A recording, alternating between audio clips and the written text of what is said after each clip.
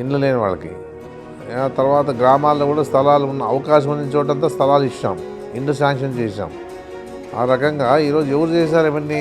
ఒక్క సెంట్ భూమి కూడా చంద్రబాబు నాయుడు హయాంలో, ఎన్నిసార్లు ముఖ్యమంత్రి అయినా కూడా ఒక సెంట్ భూమి కూడా ఇవ్వలేదు చంద్రబాబు నాయుడు హయాంలో. మళ్ళీ ఈ పరిస్థితి ఈరోజు చూస్తే, ఆ రోజుకి ఈరోజు తేడా చూస్తే, జగన్మోహన్ రెడ్డి గారు చేసిన కార్యక్రమాలే ఉన్నాయి కానీ వైద్యపరంగా కానీ విద్యాపరంగా కానీ రాజశేఖర రెడ్డి గారు జగన్మోహన్ రెడ్డి చేసిండే వీళ్ళు ఏమీ చేయలేదు. ఏ ఒక్కటి కూడా చేయలేదు. అన్నీ హామీలు ఇస్తారు కానీ నెరవేర్చే పరిస్థితి లేదు.